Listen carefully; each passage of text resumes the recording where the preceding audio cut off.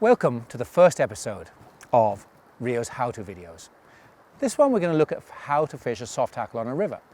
And I've chosen this one because it's probably one of the easiest ways of fishing in a river. You don't have to cast well, you don't have to pay attention, and you can catch fish. It's a good way of starting. It's also a lot of fun, and it's also quite tactical when you get into it and technical when you get into it. So there's a lot of reasons to fish it. Soft tackles are just small flies with soft little hackles and little bodies, and they simulate emergers, and they simulate nymphs, and they can simulate drowned insects, and the large ones can simulate fry. So they simulate a lot of things that are under the surface film. So soft tackles are eaten prolifically by fish, well worth fishing, and that's why we're starting with the episode on soft tackles. Now in this series, you'll see that each of the films we do will be starting off with a little tackle guide, kind of the right gear for fishing the style. Gear is really important because obviously if you set it up right, you've got a better chance of catching fish and a better chance of the line and everything performing when you're casting. And so each episode is going to start with this thing. And for soft tackling, I like to fish a 4-weight outfit. You're not going to fish strong and heavy leaders, so you fish light leaders. You don't want a heavy outfit that's going to snap when you set the hook. So I like to fish a 4-weight. This is Sage's X rod, but whatever 4-weight you like is a really good starting tool for soft tackling. On the end of that and the fly line, I think it's really important that you have a fly line with long tapers, give you nice soft presentations because the flies are small. So Rio's In Touch Trout LT is probably the best choice of line for fishing soft tackles. Or if you like to do a lot of roll cast and spay cast and stuff like that, the In Touch single-handed spay, that's another really good line and personally my favorite for swinging soft tackles. So one of those two lines are great, something with a long taper. On the front end of that line, you don't want to put your regular leader on.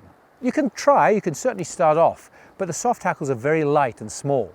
And when you cast them across the current and swing around, which is how you're going to be fishing these things, they can sometimes skate in the surface film. Fish don't like to come up to the surface film and grab them. You might see splashes behind the fly there indicating that the fish are not taking it, but they're interested. So if you're starting with a regular leader and not getting fish, go down a little bit and put on a sinking leader. And we make these sinking leaders at Rio. These are called Versa leaders. The clear one here, this is an intermediate Versa leader, and this brown one, this is a slow sinking Versa leader, and both of them sink, and we'll make sure the flies swing under the current a little bit deeper, more in that taking zone. So put those on the end of your line, and then on the front end of a Versa leader, you want to attach just a regular bit of tippet. I tend to fish 4X off it, so this is 4X Powerflex Plus, which is our strongest tippet material. I like to have a short section of that, and then because I fish more than one fly, I always fish 2 flies, and I would heartily recommend fishing 2 flies. Then you set yourself up with what's called a tippet ring. And tippet ring is just a very easy way of fishing more than one fly. More on that when we come to the rigging section. And then tied to the tippet ring, you just tie a little bit of the 5X tippet material down to your point fly, and then you hang a second fly off the tippet ring, and that is your team. That is your whole setup. So that is really all you need if you're going to do this soft tackling. So let's jump in a boat, take a float down the South Fork, find a nice little riffle, a perfect area, show you how everything's set up, and show you how to fish soft tackles. I've got everything rigged up now, so I've got my line, I've got my intermediate Versa leader here, attached to that about 3 feet of 4X tippet I like, to a tippet ring, and then hanging from the tippet ring is a large soft tackle, and then 3 to 4 feet behind that on 5X tippet, I put my small soft tackle. So that's my typical soft tackle setup when I'm prospecting, when I don't know where the fish are and I'm just kind of randomly fishing it blind. In terms of selection of where to fish, this is a perfect kind of area. You want water that's between about 1 foot and 3 foot in depth with a nice light wave to it. Not white water chumbling and tumbling around, not smooth silky glass. You can catch fish in those, but the ideal water is just like this, light wave, 1 to 3 foot depth. And we've posted up here, so I'm going to get in the water, start at the top of the run and show you how to fish the soft tackle. So I've come up to the top of the pool, and the top of the pool is really where this riffly water starts, the nice fishy water starts. And as I look down this island, I've got about 100 yards of good water, and I'm going to start at the top end and I'm going to fish my all the way down to the bottom end. Soft tackling is about as easy as fly fishing can get on a river. I taught my kids that way. I teach a lot of beginner people how to fly fish in a river this way, because really you can do an awful lot wrong and catch fish. You can make a really bad, crumpy old cast and the current will wash it out for you.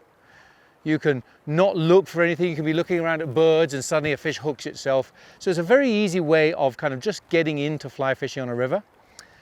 When you know a little bit more about what you're doing, you're going to be casting a line around about 30 to 45 degrees across the river. And then you're going to have your rod swing around with the fly line in the current until the line stops swinging, and that's what's called the dangle. The dangle is the part of the swing where the line really won't stop, well, it won't go any further. It just stops swinging right about there. That's the dangle. And once you get to the dangle, you pull a couple of pulls of line in, you walk down a pace or two, and you make a cast again to that same 30 degree, 45 degree angle, and repeat that same swing thing. There's a couple of tips on this. When you get a grab, it's not something you're looking for. You'll know every grab you get because it's a tug. That's great. That's so very obvious. It makes sure everybody recognizes when it's a take. But a lot of people get broken off when they're fishing soft tackles with 4, 5, 6x tippet, and that's because their rod is too low as it swings. You've got a very tight connection between you and the fly when your rod's low. And so I like, when I'm soft tackling, to have my rod just raised up a little bit, so there's a little bit of slack line hanging down, there's a bit of a curve hanging down from my rod. That allows for a fish to grab it savagely, and there's a little bit of shock absorption in that. And you'll find you'll still catch as many fish, you just won't break off as many fish on that grab. There's one. See, that one took on the dangle. The line has swung round, I hadn't retrieved, waited for a second, bang.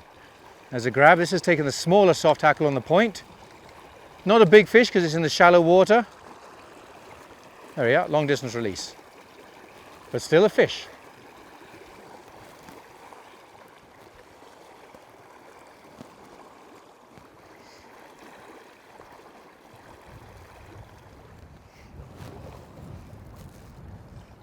Well, that one took, typically, as soon as the camera was turned off, got to the end of the pool.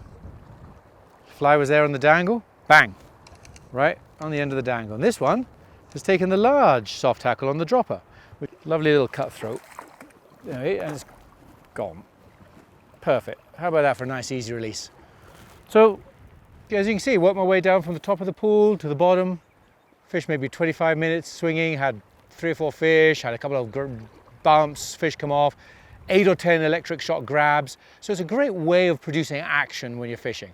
And even though you're not going to land all those fish, nobody ever does on the soft tackle, your line's a bit tight for that to happen, it's still super fun. Hopefully you enjoyed this episode of Rio's How to Fish a Soft Tackle. And if you did, maybe you'll tune in again and watch another future episode. Thanks a lot for watching.